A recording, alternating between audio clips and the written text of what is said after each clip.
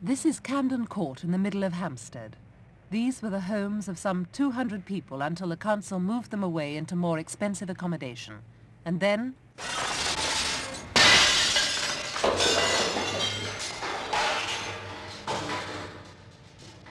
slates were ripped off the roof, floorboards wrenched out, ceilings smashed, toilets, meters, and all this damage was the work of Camden Council itself.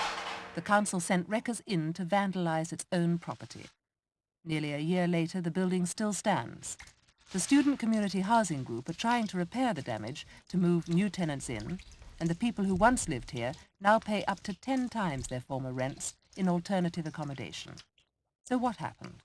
I put this question to Don Ryan of the Student Community Housing Group. Well, it seems about 4 or 5 months ago, the council decided, or were frightened that this place was going to be squatted, so they sent in some subcontractors to break it up, and that's the result of that decision.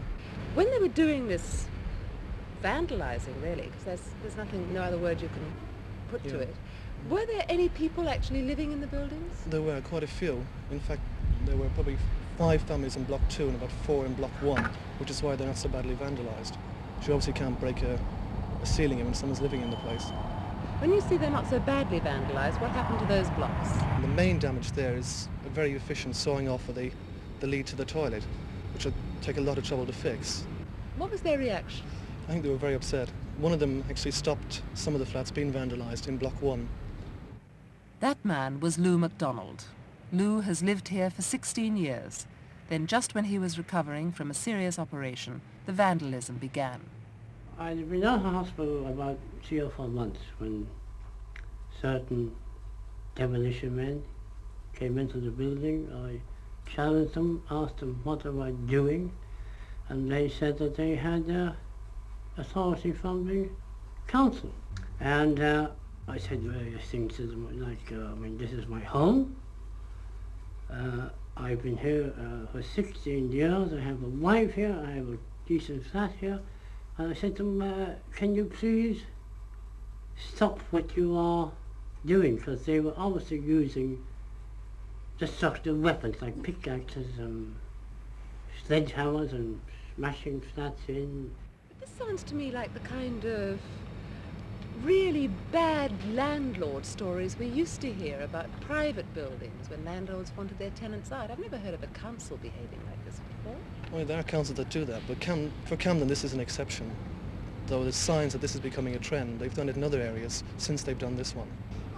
On a low level, with minor officials, you get, they seem very proud of what's happened and been boasting of it, and they'd like to see this place a car park. At the top level with John Mills, the chairman of the Housing Committee, he seems genuinely disgusted and appalled by what's happened. Councillor, it seems amazing that all this is the result of council action. Can you tell me why it was necessary? Well, I think I'll have to give you a little bit of background to what has happened here. We decided that we wanted to demolish this block and rebuild because we didn't think we could rehabilitate the block ourselves to a standard which would be suitable to last 25 years. And we had a scheme that was very well prepared towards the end of 1973, and we were ready to start rebuilding in February 1974. So we decanted the tenants who were living here to another block which is very close by during November 1973, and we didn't want any squatters to move in because demolition was going to start literally a matter of 2 or 3 weeks later. So as soon as the tenants moved out, we did wreck the flats here. Now what then happened was that the scheme, which was really ready to go, ran foul both of the DOE on cost grounds, and also we ran into technical difficulties on the soil conditions around here, and as a result the scheme had to be abandoned. Now as soon as that happened, any wrecking here was stopped. I think in the light of the experience that we have had here, however, we would never wreck any flats like this again. We would simply take a chance on them being squatted. We would rather do that than let flats get into this condition when we've got so many homeless people in London. Are you saying, in fact, Councillor, that this has all been an awful, ugly mistake? I think it was something that we would never have planned, put it this way. But even so, people like Mr. MacDonald had to see and watch a building that he was living in being vandalised at the request of the council, which must have seemed very odd to him. Well, you may think so, but we have certainly had a great deal of opposition from tenants if buildings are left so they can be occupied, because having squatters moving in next door to tenants is often even more upsetting for them than having the buildings next door to them wrecked so they can't be occupied. It's a very, very difficult balance. It's a very, very awkward choice to make. Don Ryan is here from SCH. Could you come in, Don? You've been listening to what we've had to say. Is there anything you'd like to put to Councillor Mills? I'm glad to hear him say this is not going to happen again. I mean, there's still one or two overriding issues, such as, are these blocks going to stay like that? We have got volunteers, we have got, skilled labourers and skilled workers who could put these into repair given sufficient funds. It's not a large amount, I reckon between £3,000 to £5,000. We could get a better estimate, and we could put these families in for another 8 months. And God knows, Camden's got enough of them. If it is feasible to get these flats here back into habitable condition for the cost that he's talking about, then I think it should certainly be done. Meanwhile, student community housing volunteers just get on with the job of repairing this kind of vandalism. We started about 10 days ago. It took us about 3 days to repair the damage. Since then we've been just brightening the place up a bit. It's cost us very little. The real cost is to the tenants who've had to move out and had to pay higher rents. For us about £10–20, for them a lot more. Well, an example of that is we were sitting here having a meeting outside, and a lady arrived who lived here for 16 years.